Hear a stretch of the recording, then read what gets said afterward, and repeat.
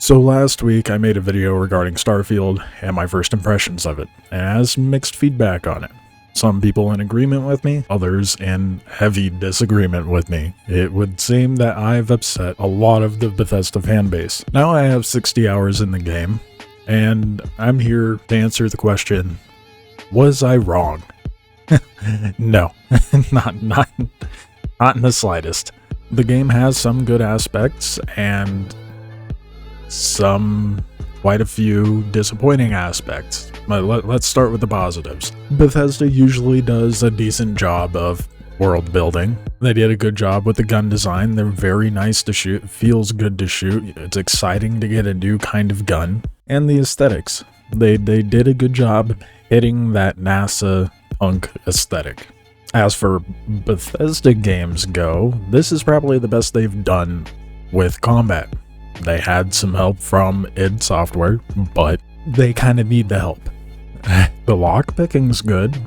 I kind of like the new aspect of it and then the puzzle mini game that's involved with it. That's all I could really say, honestly. Now, I grew up playing Bethesda games. I started with Morrowind, played Oblivion, played Fallout 3, Skyrim, Fallout 4, all those games I enjoyed. But I can still admit that they are incredibly flawed in their own right. Maybe my opinion with Starfield is the way it is because I actually value my time. It shouldn't take 4 to 12 hours for the game to actually get good and be fun. That's just bad game design. Regardless, with that being said, I know what a Bethesda game is and always has been. And Starfield is no different. So much so, they haven't changed how they make a game in over 10 years. They implemented AI and facial animation. Is that for the better? No. You can really tell it's AI in a lot of the dialogue. Supposedly it was to expedite things, or it's supposed to be a tool to expedite progress in development. Still took 8 years. The only things that are handcrafted are major point of interests like cities or big abandoned structures. Otherwise, the entire world is procedurally generated. They'll develop a kilometer tile and stitch it together onto a world. Well, the planets themselves, the landscape's, pretty much all procedural. We kind of make these large, think kilometer-sized tiles we've generated, and those get kind of wrapped around the planet. Which is, it's kind of disappointing to find that out, because why not make it randomly procedurally generated? Why not make every playthrough unique? Especially in a game that encourages exploration. Well, that's probably because exploration is only good for resources. There's really not much else. Sure, you might find an abandoned structure, but most of what you're going to discover out there is going to be tied to a side quest or main quest. Maybe one of those repeatable bounties or whatever that you get from mission boards. That's it. There's no incentive to just go out on your own will to go explore these surfaces. It's just not enough reward for it, honestly. I got quite a few comments saying that the ship combat is just fine. That I'm just bad at the game. That Star Citizen ship combat is actually worse than Starfield. Maybe you're just bad at Star Citizen, because at least in that, it requires me to actually aim. In Starfield, I just have to point my screen remotely close to the fucking enemy. It's kind of like having aim assist using controller in a competitive FPS game, but way worse. Some comments are saying that the skill tree is fine the way it is, that it should be tied to being able to use certain aspects of the ship. You have to learn to fly the ship. I'm sorry, are the thrusters not already equipped? Is ship targeting not already equipped? That makes no sense. Improve my ability to use that function. Those just feel like cop-out rebuttals. They don't hold any water. Skills should improve the core mechanics of a game, not introduce them. Thrusters on a ship are always there, but I have to unlock it by getting the piloting skill, which makes no sense. Just improve the ability to use the thrusters or allow me to buy better thrusters for my ship once I've unlocked that skill. I mean, that's what allows maneuverability in a ship. The same situation for targeting systems. Always equip, have to unlock it via the skill tree. It's a core mechanic of the game. It's just bad design. Improving your shields, guns, engines, so on and so forth, makes them better. The stuff that's already equipped suddenly gets improved somehow. Make it to where I have to do something to said shields, engine, whatever, to make it 10% better. Not just by default make it 10% better, maybe put more weapons in the game to where they're on tiers, and as I make improvements in those skills, I understand it does this to a point where like you upgrade it to a certain degree, like you're piloting, and then suddenly you can get like Class B ship equipment, but why is it all tethered to like piloting? Why not do something similar for weapons, for the shield, etc.? Because then why have a shield skill thing in the skill tree when I'm only going to be able to get better shield equipment by improving my piloting? Why not make it so there's an engineering skill of some sort that branches out into these various things? In general, it doesn't make sense to lock a core function of a game behind a skill. Make it available at a very basic foundational level and allow me to improve that via the skill tree. It honestly feels like they just wanted to make the skill tree uniform, and they just needed to think of something to fill in the blanks. That way it's filled out. I can already tell people are going to say, oh, it's an RPG, it's not a sim, it's not a space exploration game. Okay, great. That doesn't mean it doesn't feel like they designed the skill tree as if they forgot to do their homework until right when they were in class, the day it was due. Another big criticism I got. The fact I said it's just a reskin of every other Bethesda game they've made. How's it not? Concept of questing is exactly the same. Factions are the same. Crafting, skills, or even worse, companions and NPC AI are just as bad. It feels like they just made it to suit this IP, to suit this universe, and changed barely anything with it. Added some ships, changed up the persuasion, which that system is kind of garbage and doesn't really, like I said in the last video, there's no purpose to it. I've yet to add anything into my persuasion skill and have been able to pass every single persuasion check. That's a really bad persuasion system. I mean, what they did do different, like the ships, the procedural worlds, it just feels half-assed.